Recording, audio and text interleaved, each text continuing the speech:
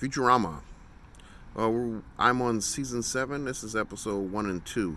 Um, in episode 1, it's the beginning of the season, so uh, there are ideas of new beginnings that are being pushed around in this episode. Everybody takes part in this episode. They do. I think they're still excited to be back for another season.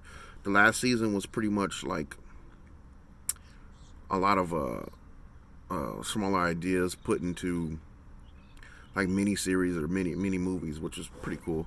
Um, this season seems to be back to somewhat of a normal format where every episode is not necessarily linked to one another directly, I should say. So the first episode is the overall ideas. They're pretty much the only thing I think I could pinpoint that they were targeting has to be like the use of stem cells. But I'm assuming when this episode was first aired, it was kind of a, a much more taboo thing. Now that in today's world, I think stem cells are still out of the reach for the general public, but they've found different sources other than like embryonic sacs and umbilical cords and things of that nature. Um, what was interesting about the episode? I didn't this time I didn't write down anything about the episode, so in that sense I feel like I am doing a bit of a disservice. But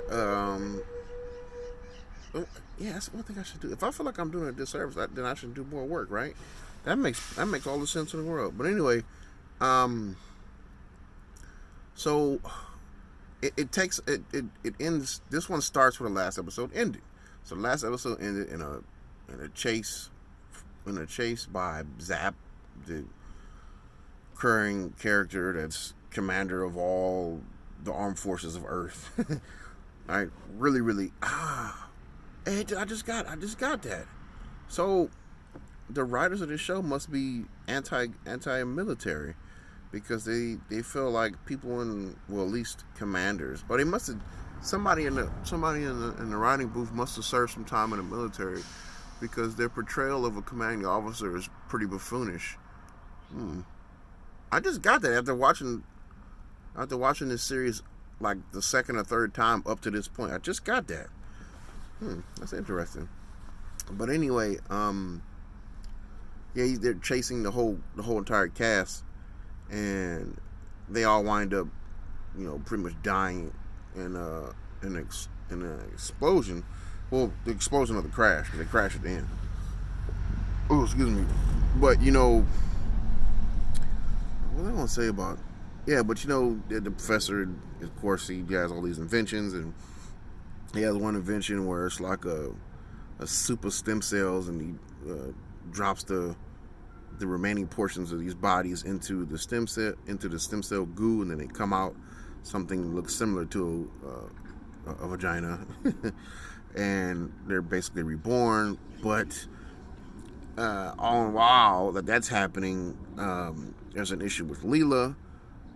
So Fry decides to make a replica Leela, and he basically I guess he's planning on moving on with his life with this replica Leela, but then lo and behold, the real Leela comes back to life, and then and all of, like the sub story is a Bender can't stop dancing, or he'll blow up, or because he's powered by a doomsday device.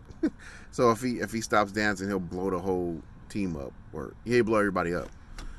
Which I thought was funny. So he's always dancing in the background, no matter what the situation is, like even if it's inappropriate, which is pretty funny. So back to the Leela and Fry situation. So yeah, the last episode they pretty much were like pretty much hinted that these two would finally get together, which I was happy to see these two characters get together. So for anybody, that's a note for you. Fry and Leela are officially together in episode season 6, like episode 16 or something like that. even though this is episode, even though this is season 7, episode 1 and 2. Anyway, but turns out Fry was a robot the whole time because of Leela being sad that Fry, because Fry saved Leela in the crash, but Leela was sad that Fry was gone, so she made a robot to replace Fry. But then they find out that Fry was to actually, I'm confusing the shit out of myself, everybody else listening. But then they find out that everybody else finds out that Fry's really the robot.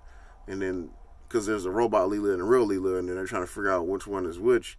And then all of a sudden, the real Fry pops out of the regeneration machine. So then you have 2 Frys and 2 Leelas, but one's a robot, one's not. You know what I mean? So they both just find each other that way, and that's the end of the episode. I feel like that episode is basically an attack on stem cells. Well, a mild attack, not necessarily a hateful attack on stem cells, but just why would you be using them, I guess. Just questioning stem cells. Now, the second episode, episode 2, this is probably one of my favorite episodes. Now, this is a look. I'm trying to think how I could put this. The second episode is this is an attack. This is definitely an attack on the people who censor TV. This is definitely an attack on it, and they do it in a clever way. They basically over exaggerate what the censors are saying about the show, and put it out and push it out to the forefront. Like, look, it's not that bad. You're making a big deal out of anything, and they pretty much give the name to the censors of like Vagina or Vagina, which is basically calling them a pussycat without the cat. You know what I mean? They're basically calling them that.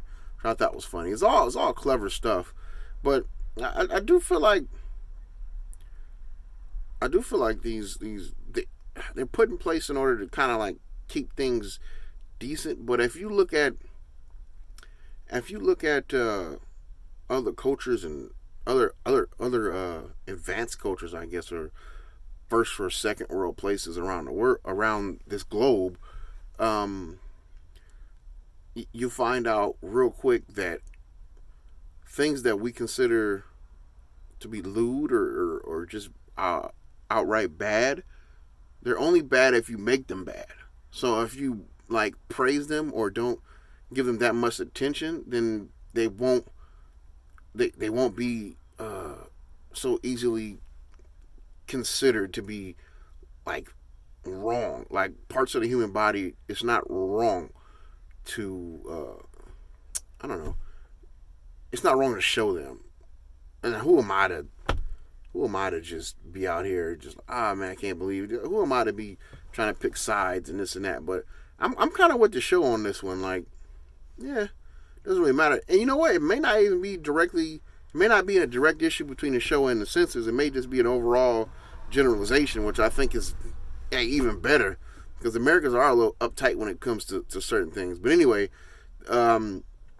so these two satellites merge together, and it's destroying worlds. This episode is definitely worth a watch. So it's destroying worlds that are engaging in, they have a lewd name or disgusting habits or something like that.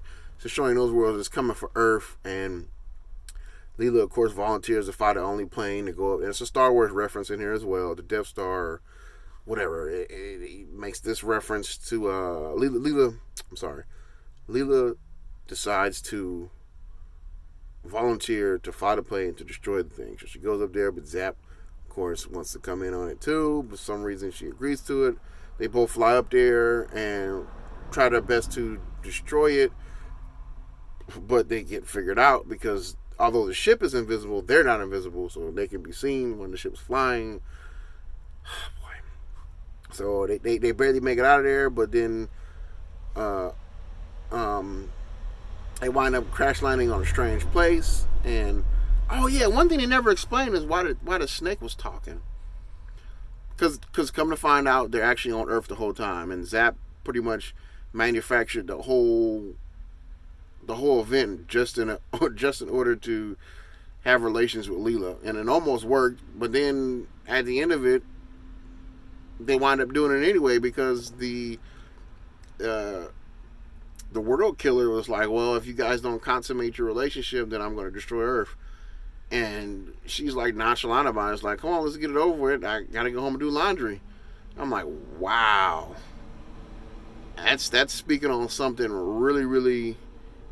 That's speaking on something really, really touchy. Like, although men are the strongest, perceived to be the strongest creatures on the planet, women are actually a lot more capable and stronger than men. I mean, not necessarily physically, because just anatomy, but as far as mental capacity and cunningness, I guess, if that's the right way to put it. Now I'm just dipping off into my own personal beliefs. I'm not even talking about the particular episode, but this is one of the better episodes because their use of foul language in clever ways is pretty funny. I mean, I forgot most of it. I should have wrote some of it down, but it's worth a watch. And it's actually one of my top 5 episodes so far. So